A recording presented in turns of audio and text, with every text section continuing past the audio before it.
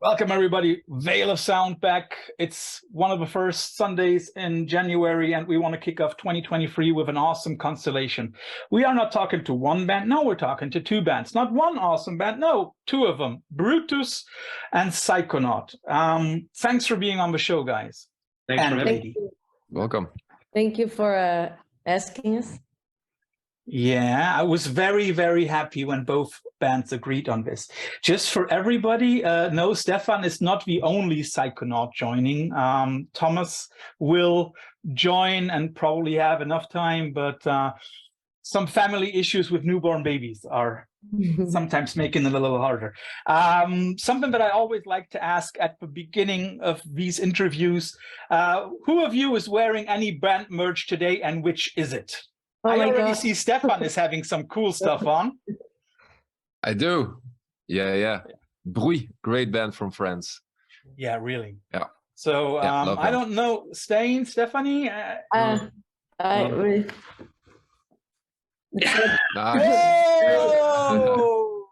Very original. It's the Deftones. What means very original? I mean, like, being a child of the 90s, that is like one of the bands that I grew up with. Stain, what about you? Any filter pants that you want to show, or 9 Inch Nails strings? No, I don't have anything like band related on me right now. So no. Then I'll join Stefan in promoting some Pelagic Envy, always a good choice. Yes. Also for everybody, as we here have two bands that know each other very well on a musical level, gig-wise, but also on a personal level.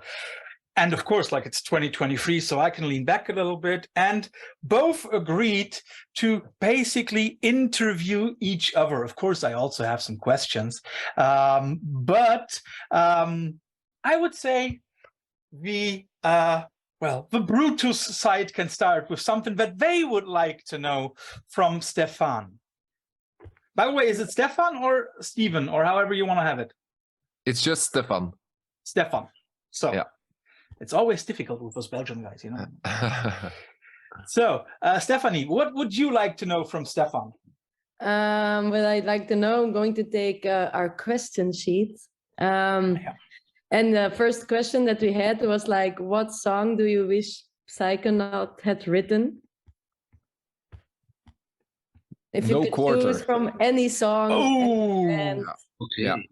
I would say No Quarter by Led Zeppelin. Yeah, that's my favorite song of all time. Best riff, best solo. Yeah, it's my favorite thing in the musical universe. That explains a little bit of the direction that Psychonaut went with the last record, I must say. Let's also reverse that. Stein and Stephanie, which song would you guys love to have written? Oh my God, I thought we asked the questions. Stein can go first. I think this is an interesting one. I know, like, Stein, have you got something? Yeah, there's a Light That Never Goes Out by the Smiths. It's been my favorite song ever since I was young, so I'll stick with that. That's the song I wish we had written. Yeah, that's also like a classic. I think maybe top of my mind, maybe Jolene from Dolly Parton. I don't know. It's the first song that comes to my mind if I think world song. So that song would make my parents proud. So let's go for Jolene. Good choice. I can already see a covers collaboration EP coming up. So that would be awesome choices, guys. So, Stefan, your turn. Yes, I have my sheet here as well. My first question is about one of your oldest songs. It's actually, I think, still my favorite one of yours, which is called Justice de Julia. And I've always wondered what that song title meant and what the song is about. I will talk because Justice de Julia is a song that we still play, by the way, live. And it was the beginning of me writing lyrics, and I didn't have the balls to write stuff about myself when I was younger and when we started the band. So I wrote some hard life things in third person. So Julia, without her face, she couldn't see at all, which is pretty obvious. But it was more like myself looking at myself when the ground is falling under your feet. I don't know if I explain it good, but it's a bit of a vague lyric, because what I said before, when I was younger, I didn't dare to sing about real stuff or stuff I was facing at that moment. And when you grow older, you think, let's write about real stuff. I think it's the same when you start playing music. First, you want to play cool riffs, like riffs who are fast and cool. And then when you're older, you want to play maybe good riffs, like, or you know what I'm trying to say? Sure, absolutely. Yeah, that's a bit the story about Julia. And the second part, You Carry Me Still. It's like, even though I'm crumbling apart, you carry me still, blah, blah, blah. Sure. That's a bit of an explanation. It is. But, It is. Yeah, that makes a lot of sense. Cool. Thank you for explaining that. You're welcome. So, Stijn, your turn. I'm gonna have to check the questions, but is there another artist you guys really would love to do a collaboration with in the future? Apart, of course, Brutus as a complete unit, right? Of course. Exactly. Yeah. Well, I do. Yeah, I think I would go for someone that is completely outside of our genre. And one of my biggest musical crushes of the past few years have been Snarky Puppy, an insanely good like jazz prog band from the US. And I've always admired the composer and bassist Michael League very much. And I think it would be very cool to work with someone who has that big of a vision of arrangements, that can write stuff for like 50 different instruments. And yeah, I would love to work with someone like him, and preferably, let's say, him. Yeah, okay.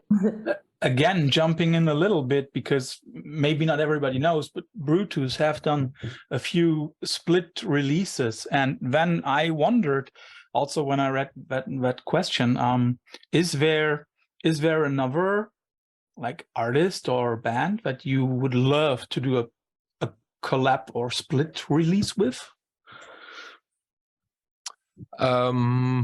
Yeah, definitely. We did a split also last year with Saver, a band from Norway, which was really cool. I was also wondering, you know, I know that you did it with Saver, and well, I mean, like, of course, both bands would be an awesome fit here, but Stijn and Stephanie, you've already had a long history of those split releases.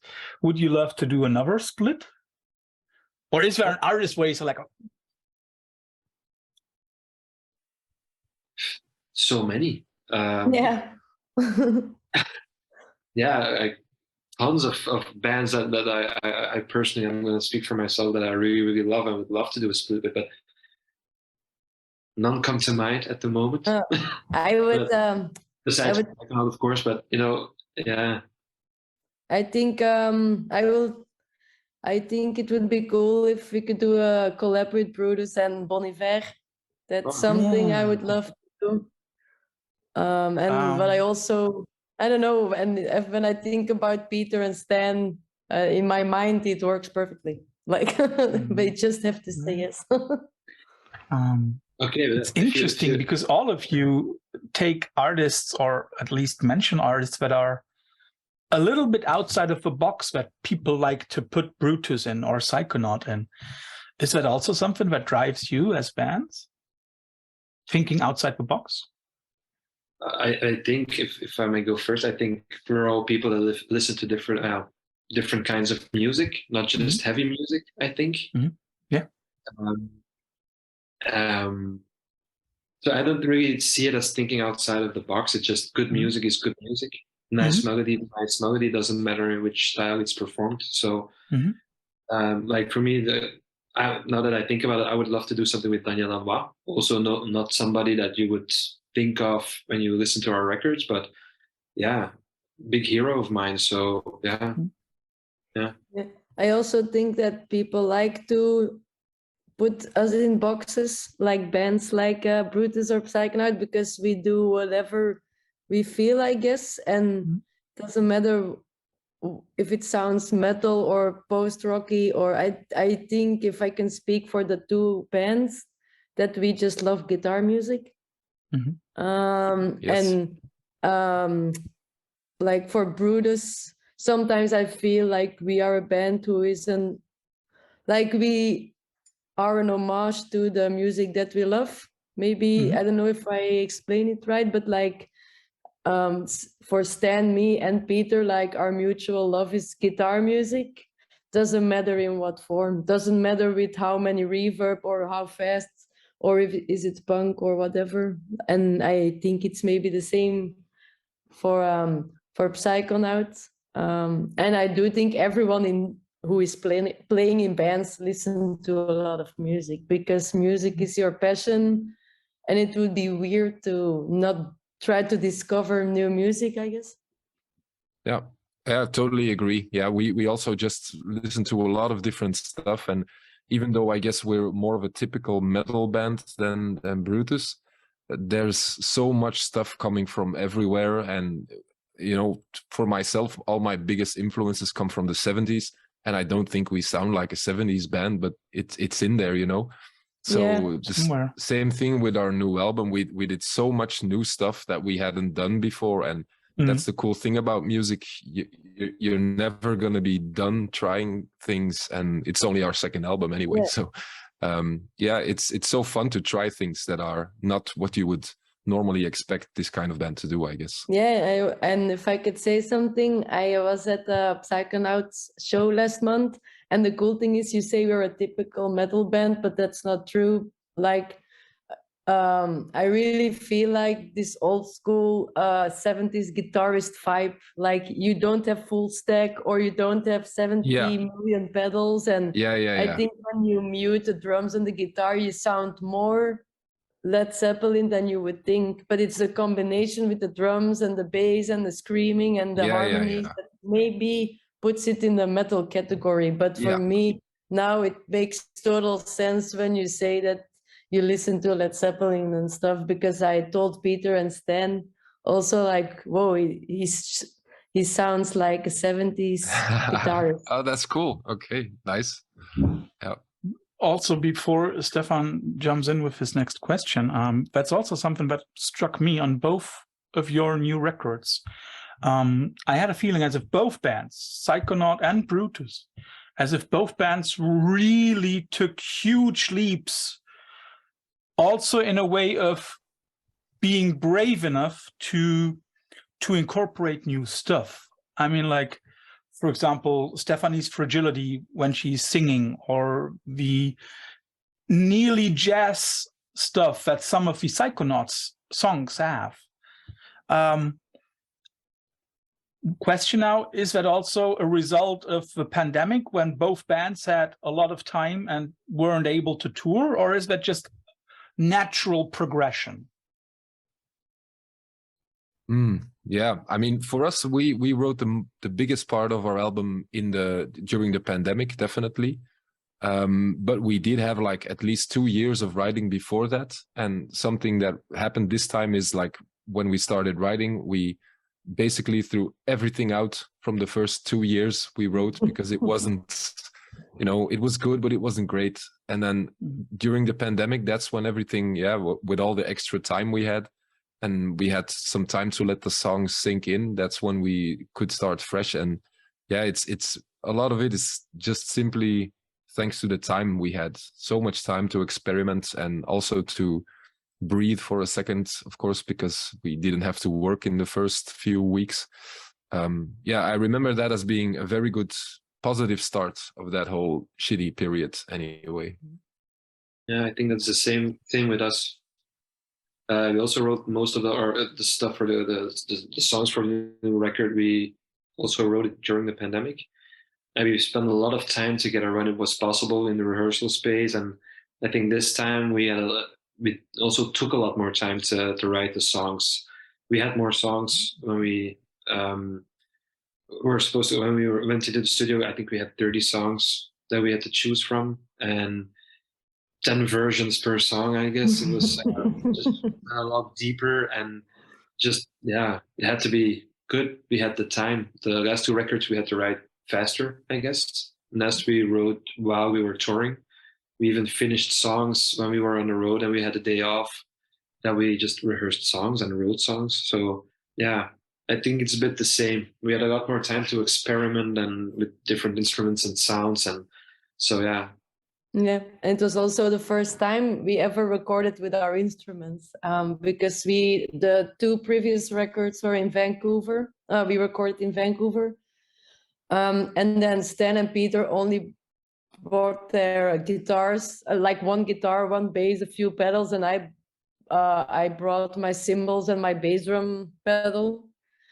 And now we had the time and we experimented with like different tunings, different guitars, weird stuff. And then for this record, we thought like we put so much effort in all these different tunings and different guitar sounds and pedals. Let's record in Belgium, and maybe do an album on our own stuff. And then that's also different. And both things are like, have their positive things when you have little stuff, because then the performance is like here and then you choose and blah blah blah. But now, yeah, I don't know, I like both things. I liked how we recorded the first 2 records, and I liked how we recorded this one. And the time through the pandemic, we had so much time and we went crazy. Like what Stan said is true. We had 30 demos, and then we recorded 13 songs, and then we skipped 2 songs, and we were very hard on ourselves. Stefan, you can hit the other 2 with your next question. All right. Let's see what I have here. Yeah, this is actually a question from Thomas, but he wanted to know what it's like working with your main producer, Jesse, and what the secret is about him, because we have our own Jesse. He's called Kiaran. So I guess we know what you're going to say, but I'm still curious. What is it about him? The thing is, in the beginning, when we recorded our first record, we didn't know him. He was just one of a guy that made a lot of records that we really, really loved. So we just took a chance and went to Vancouver, and just we just had to wait and see what it would be like. But I was very happily surprised, and that's why we also recorded the last 2 records with him. But I think the coolest thing about Jesse is he's super fast. There's one thing, if you're, for me personally, if you're in a studio and you want to play and the feeling is right and something technically isn't working, or you have to wait because somebody's editing or whatever, and you never notice he's doing that stuff. It's always done. Okay. Whenever you go, you're ready to go. It's like, yeah, you do a guitar take and it's like, yeah, maybe do another one. By the time I think about doing another one, it's like already running. So Okay. very free when you have to play, and there's no technical bullshit you have to deal with. We can just play. Okay. That's really important. Yeah. And he's very punk. Like he's a punk with a Neve console. So Okay. Yeah. and he's super smart and super nerdy, but also super hilarious. So we work very hard, but we laugh also a lot. Like, and then for this time, you guys also recorded at Daft Studio.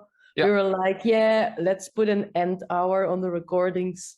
Oh yeah. And then then we stop at a specific hour, and then we're just looking at each other like, let's go back. Yeah, let's go back. Like, and that's the cool thing with Jesse. Like when he thinks he can do something better, he's like, okay, let's throw this away. I have a better solution. I thought about it all night. We should do this. And I don't know. I'm looking at him thinking, what is he doing? And for me, he's a genius. He's so funny. But yeah, he's a hard worker. And I think it's the same with your guy. And we just connect. And I don't know. And sometimes when we don't know and we have to make a decision, we really value his opinion. Yeah, exactly. Yeah, it's not just someone pushing buttons. He also has. Yeah, exactly. I know what you mean.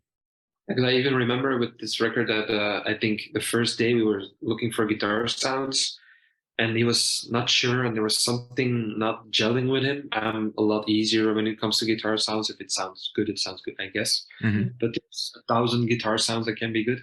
And I think the next day we tore everything down, started over, and it sounded twice as good. And I was like, okay.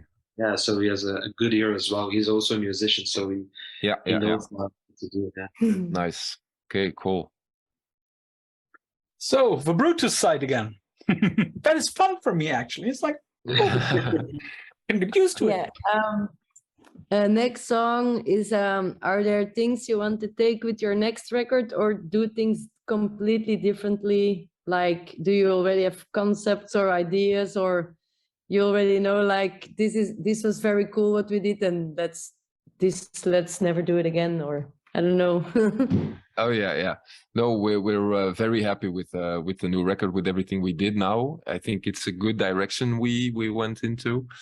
We are already writing for the next one, because that's all I ever do. It's the most fun thing in the world, is writing music, I think.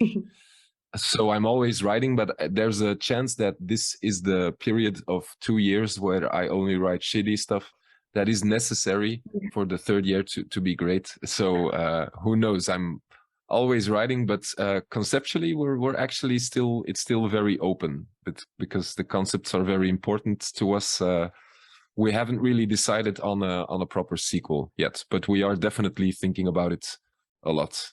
Yeah. Let's jump in there just shortly, because Stan said that they had like 30 songs, 10 different versions of each song. So are we going to get a B-sides record from the last?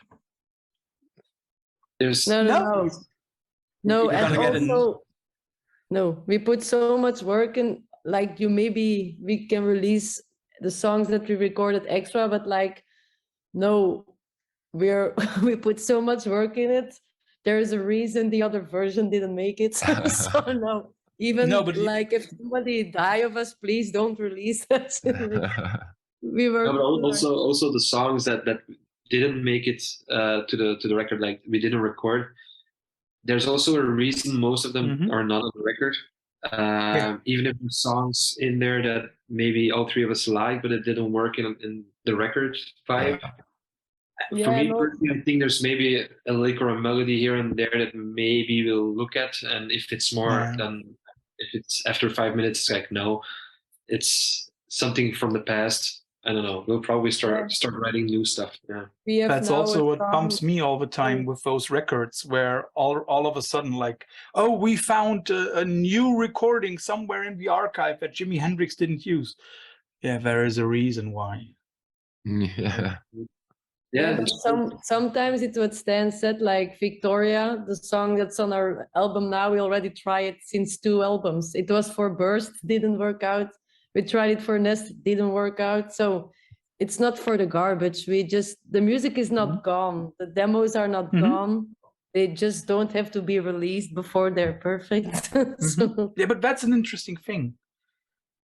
It would also be interesting at some point to know which songs are like brand new on the record and which are like Victoria, have had a long time coming. But anyway, Stefan, I'm interrupting your mode. You're next. All right. A bit more general maybe this time, but I just wanted to know what your favorite festivals are to play in. The best festivals you've ever played, let's say, in terms of fun and vibe and happy people, not necessarily like PA system or... I'm looking forward to Roadburn. We haven't played Roadburn before, so that's one I'm really maybe looking forward to the most, to be honest. So, but for me, the nicest one I've played, I really liked. We played a festival in Mexico. I said that's for me one of a really nice memory was Corona Capital. Strange name now, but it was a really nice festival. And that was a really special one for me. Also, I love Mexican food, so the food's so important. It was insane, and it was just really surreal to play at such a big festival. And there were so many people there, and we had interviews after that, and yeah, it was like it was MTV Mexico and all that. Was really surreal for me. So I'm not. Yeah, it was a bit too big maybe for me, but I really enjoyed that one. Yeah. Cool. I mean, Are as a the person, fans really that crazy? in Mexico, yes, that was crazy. I remember that we had we never. I mean, if somebody asks us to sign a record, we do it. Of course, it's super nice when people ask that. But in Mexico, there was like a line of people waiting for us in a country we never played before. That was crazy. Yeah. Stephanie, what Nice. was your favorite festival experience? To play or to eat? No, what was incredible was Hellfest in France. Yeah. Mhm. It's so crazy, like, because actually, to be honest, we had no idea. Like, we knew it was big, but we got booked there, which was already crazy. But I knew it was big, but I never walked like on the festival. And then we had to do the sound check at 11 in the morning on a Sunday. It was a heat wave. Yeah. There was nobody on the, how do you say, on the field. So I didn't thought about how big it was. Yeah. And then we went eating, and after an hour we came back and it was like completely packed. And then it was super crazy. But what was very nice, like normally when you have to play, you have to drive back that evening, you have to take your stuff, you have to drive hours back to your rehearsal space, then you have to go back to your house, and now we could sleep there. So we could be like a person who was going to the festival. So we went to the show of Kiss, it was very cool, and then we walked around, and it's like the techno festival Tomorrowland, like it's very nicely made, and it's with Hellfest. I had that feeling like they made so much effort in, how do you say, inkleding, how you say And the surroundings and the decorations. And the everything. decoration was so insane, and the music was so insane, and it was a very good experience. Like, the people were super nice, the show was incredible, and just then to walk on the festival, like that like we would go there as not playing there, and it was such a nice experience. It was very nice. Okay, cool. Yeah, I saw that video on YouTube of you guys playing. It's I watched ridiculous. it. It was 40 degrees. It was so warm. Yeah. By the way, that's is it rough. just my bad memory, or did I really, like in 2017 or 18, see Brutus at, I know I'm going to say it wrong, but Groesrock? Yeah, we played there 3 times, I think, or 2, 3, 4, I know, times. Yeah, it can possibly, yeah. Yeah, there was also a moment. I liked that festival a lot, but I thought, like, great band doesn't really fit into the lineup. But anyway. Yeah. Yeah, but you get booked, you do it, right? So, Stan, you're next. Let me check. Okay, so you guys, you're a 3-piece like we are. Do you ever miss a fourth person, or like, and what would you have him or her do if you would have a fourth member? I had the same question for you. Yeah. It's always interesting when you're a 3-piece. There can it's always interesting. Yeah. So Yeah. So it's definitely something we think about sometimes, but so far it has never been a problem.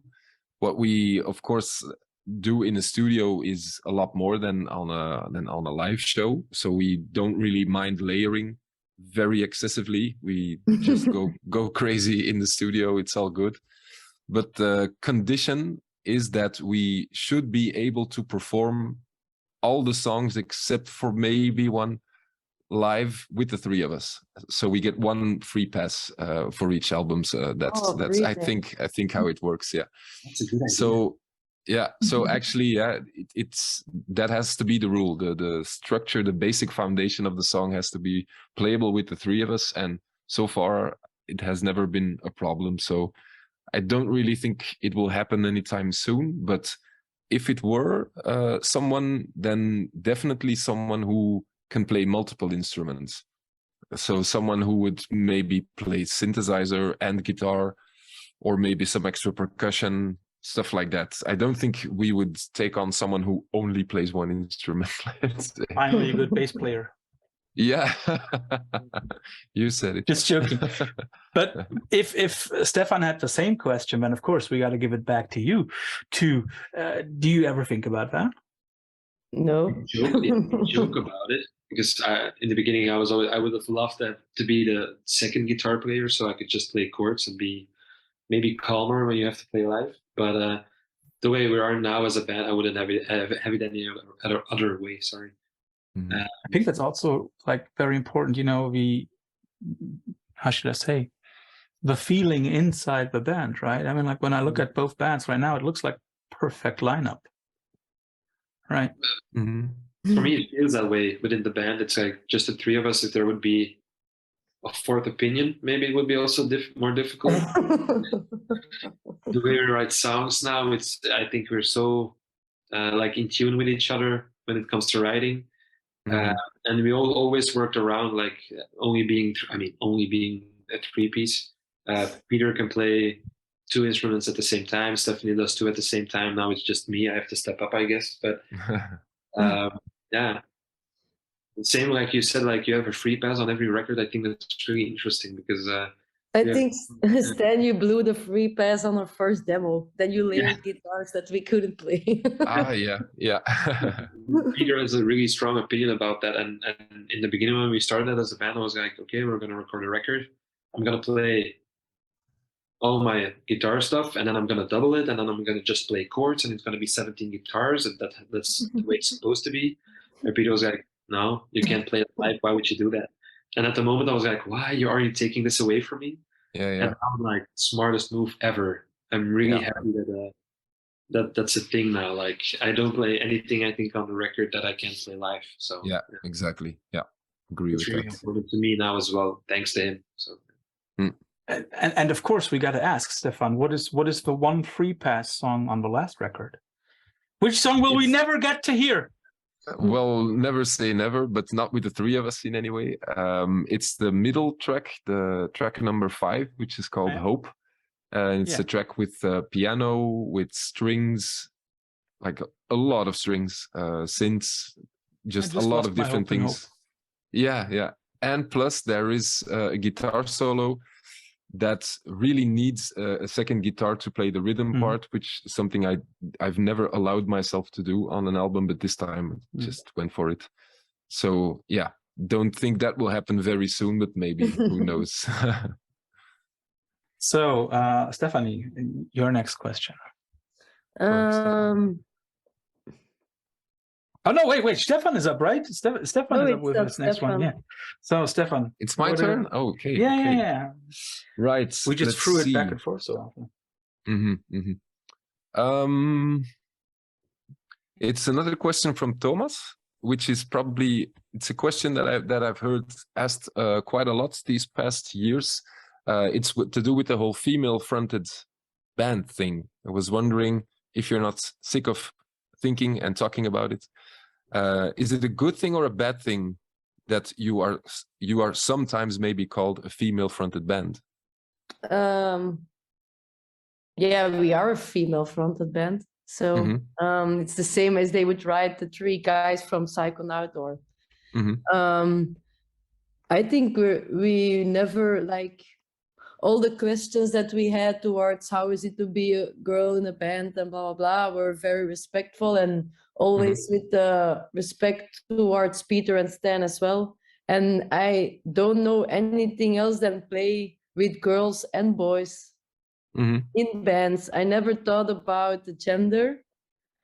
I just don't think about it. And I'm sure Stan and Peter don't think about it as well. Like it's all brother and sisterhood in the band. And I think, I don't know, it's normal sometimes. And I think also it comes up a lot because there are just not so many girls that drum. Like the same with guitar players. Now you see it more and more. Yeah. But I think it's in other professions you have like more nurses than nurse. I mean, I think it's normal what people see that they react to it, maybe. But for, I don't know, I don't see it as something bad that they call us female fronted, because it's just true. Yeah, it's the same if Stan would sing, then it's male fronted, I guess. Yeah, I was just wondering whether you say it would be the same with Stan sang, and then we would still call it female fronted. Angelic fronted gospel choir. But that's a good question. And that's also something that I very often think about, not only with Brutus, but also with bands like Employed to Serve or other bands where you have a female, let's say, singer, because I think that's where you take the fronted from. I always wonder whether in 2022, 2023, we still have to talk about that. I have the same thing, because I've been playing in bands with Stephanie ever since we were like 15 or something. And even if I was not in a band with Stephanie, I was in a band, and it was always also women in the band. And I've never thought about it as in it's a normal thing. I mean, so every time that question comes up, I always think about, oh yeah, that's something we have to talk about. Okay. But I think that's a good thing for us, because then you think it's normal, but there are a lot of people who still don't find it's normal, and we are lucky to be surrounded by not narrow-minded people. True. But it's 2022, you're right, but I think some people and some women had to shout because they were not heard. Now we are lucky that now it's not an issue anymore, Or it's the same like the question, how is it to be a girl with big balls? I think it's very offensive. Like it would be the same like, hey Stan, how is it to be a guy with big tits because you play with girls? Like it's the same thing, like because he's sensitive, I'm trying to say. And I think that's more of a rude question that I don't answer to when people ask, like, or also to Peter and Stan, like, how is it to play with a girl with big balls? I don't have big balls. Have you been asked that? Yeah, that phrase. Yeah, you're playing a rock band, you're a rock chick, that whole thing, like, what am I, a rock guy? Is that a thing? So yeah, sometimes such questions come up, and that's always very, we don't answer to it, or we don't do the interviews. But yeah, of course, like, okay. But I'm very happy. I'm surrounded with like girls and boys who are just open-minded and don't think. I don't see, it's what I said, I don't see Peter and Stan as we're two guys and a girl. No, we're like brothers and sisters. That's how I look, like how I see it. Yeah, cool. The Brutus side is on. Let me check. Was it your turn, Stephanie? I think so, but wait, I need glasses. Oh my God, and a new bag. Do you remember the playlist you played on the first show we played together in Jeugdhuis Duma? Oh shit! Oh yeah, that's right. Maybe a short story. Our first show was with Psychonaut. They asked us if we could do the support, and we played like 4 songs in a jam, and that was about it. That was everything. Yeah, that's right. Yeah, I remember that show, but I think I can, if I think really hard, I can probably remember the set list. But I doubt there is one song on there that we're still playing now. I'm pretty sure there's not a single one there. But that was that was really cool. Yeah, first time seeing you, both as people and on stage. That was really fun. Yeah, the place has been wrecked now, by the way. It's completely been refurbished. I think they're making apartments of it or something. It was a youth club here in Mechelen, so it's gone forever. Too bad. So for all our viewers and listeners, you see, that's why we chose those 2 bands. They know each other for a long time. We do. Yeah. It was also on that show, like we came to the show like, oh my God, what's our stage setup? We didn't have one, like, how we are on the stage now. We decided that moment Yeah. With you on the side. Yeah, on that floor in your city. Yeah, because I exactly. thought it was like a purpose, like a conscious decision to do that. No, because I remember that evening we were setting up gear, and I think Stephanie said like, "Wait, if I sit like this, I'm gonna be singing to a wall." We were like, "Yeah, that's maybe strange." Yeah. So yeah, I remember that. Now that you mention it, wow, yeah.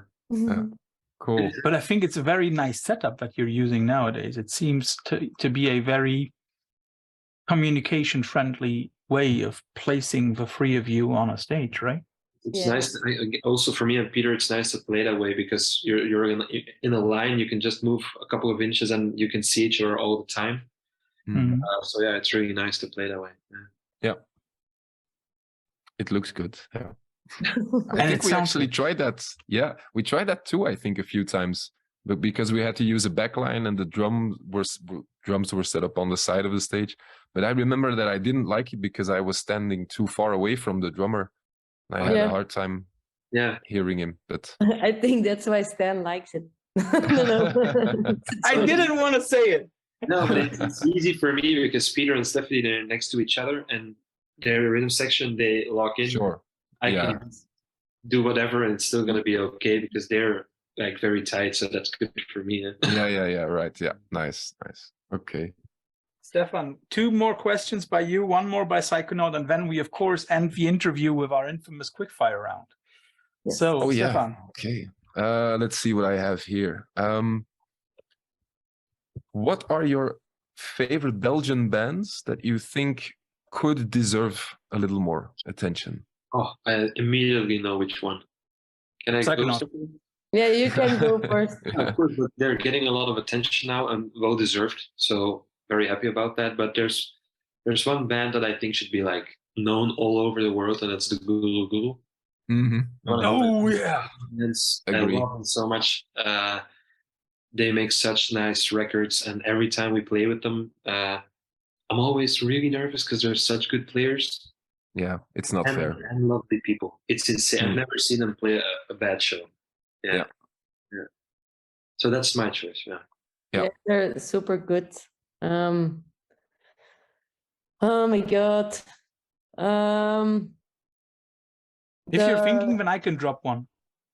Yeah, you can drop one. 30,000 Monkeys. Mm-hmm. That's a cool Really band. cool. Yeah. Great. Really Yeah. cool. Definitely. They're also from Ghent. No, they're from Limburg. They're from Limburg. But they made release a new- on Consoling, right? Yeah, and they made a new record like with the little dog on the cover. Very And good it's once again artwork. awesome. Yeah. So, Stephanie, have you got one? Yeah, but a few, but I will, if they still existed, I would say Racket Cannon. Yes. I think they had the most interesting sound in a long time. Like Yep. it was, what is this? Like, you know, when you have to name 20 bands to describe a band, but it's none of those bands, and that's a good thing in my opinion. Mm-hmm. And the band Steak as well used to be Steak number 8. Yeah, I go with those 2 bands, and also with the Guru. It's what Stan said. They're so like the record is so insanely good. Like, why aren't they playing everywhere? And there's like super talented. Like, not only are the songs super good. Like, if you zoom in on a stage on a show, like, okay, I'm going to look to the bass player. Oh, he's incredible. Going to look to the drummer. He's insane. I'm going to look to the like every person or every member of that band is like, pooh, let's go home and study. I don't know. Yeah. Totally. Stefan, agree. have you got a Belgian band that you would drop? Yeah, I think my favorite Belgian band is Potamus. Ooh, yeah. Yeah, I really love them. They're good friends of ours. The singer is actually our artwork designer as well. So I would definitely say Potamus, and also Lich, also a great band here from Mechelen. They're releasing their 2nd album soon, Lich. If you don't know them, definitely check them out. Yeah, those are 2 of my favorite Belgian bands that I think are going to have a really good future. I really believe in them. Yeah. I also think Potamus. I always say that to whoever asks me. Potamus is going to be the next Amen Ra if they stick to it. They are incredibly live. They can get you in a trance in a song or something. It's amazing. Absolutely. Yeah. So Stephanie or Stan, whoever goes next. Oh yeah, of course, something we have to ask. What's your favorite piece of gear? My Les Paul. Like, I think your Les Paul is probably your favorite piece of gear. Yeah. Yeah, it is. It's the best guitar in the world to me. It's really the one thing I would say if my house was on fire. It's the... Apart from family, children, and whatever, you know. Yeah, we'll see. No, it's really the guitar I've had since I was 18. I upgraded from a really shitty Stag Stratocaster from like $100 all the way up to a Gibson Les Paul just in one time, because I knew I wanted to be a guitar player, and I wanted Jimmy Page's guitar, of course. So yeah, that's definitely my most precious possession. By the way, I remember another Belgian band that needs more attention. Also very interesting guys, Wyatt E. I don't know them. I know them. Yeah. They're like, I don't know where in Belgium they're from, but they play like Middle Eastern inspired doom jazz, not doom jazz, like doom music. Very, very, very, very cool. And I remember seeing them at Roadburn and standing outside a tent with two of my best friends and freezing our asses off, and we still weren't able to leave because they were just so good. Okay. Check it out, yeah. Yeah, listen to them more. Yeah. Stefan, last question. My last question. Let's see. Oh yeah, this is another Thomas question. If you compare your ambitions to the point where you are now, and you have to rank the current point on a scale of 1 to 10, how far along are you in contrast to your it's not my question. It's I get it. You know what I mean? You know what I mean? What are your dreams? What's like the end goal of playing in Brutus, let's say? And how far along do you consider yourself to be now? Oh, that's difficult. I think that I can the answer setup is already difficult. Yeah, I can. If that's okay, for me personally, I want to answer that in two ways. Okay. First of all, I never thought I would get this far with a band, so that's why it's difficult for me. But now that I see just playing with Stephanie Appear in a band and what it does to me and how it's affecting me as a person and what it changed me as well as a person, I hope this is the beginning. Maybe not as becoming the biggest band in the world per se or something, but I hope we can still do a lot of stuff, make a lot of records, play all over the world, and I think that's everybody's ambition if you start a band. Yep. So I hope that's an answer to your question. I have to put a number on it probably. Yeah. So 2. Yeah, 2. Let's put it. Yeah, let's put 2. Okay. Wow. Yeah. It's a good number. Yeah.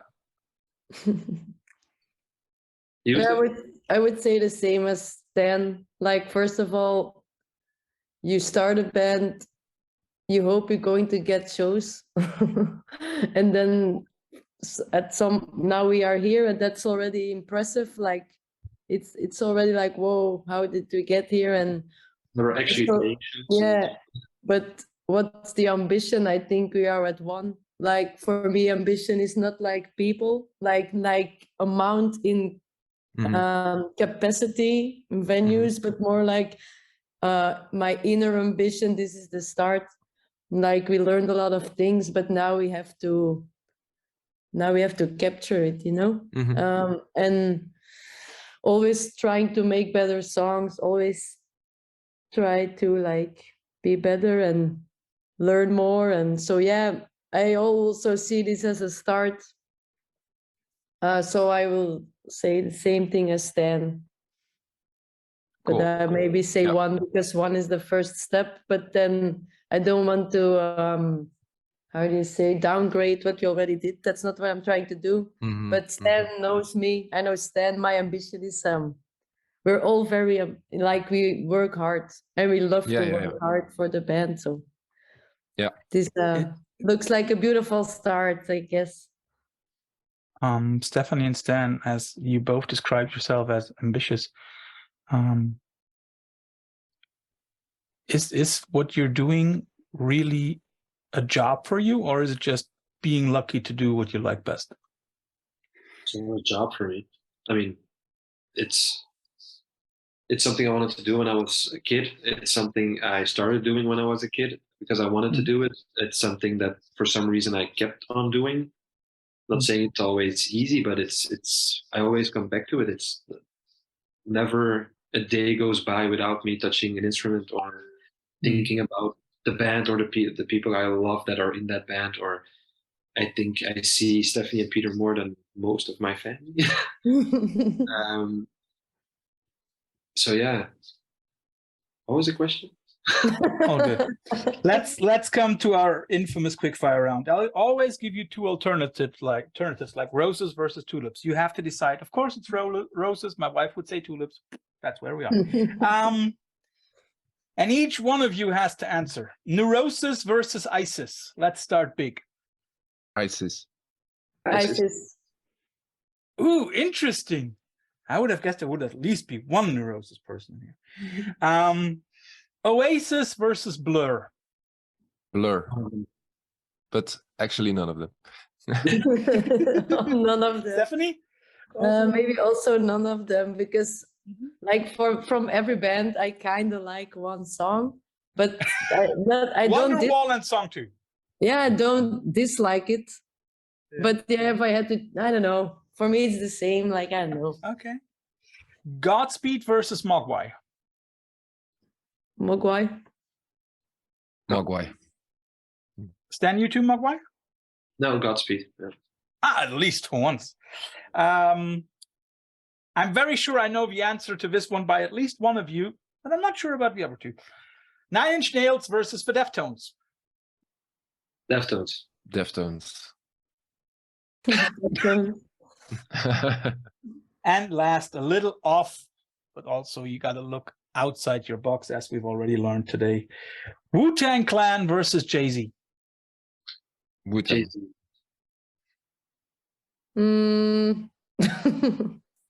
None.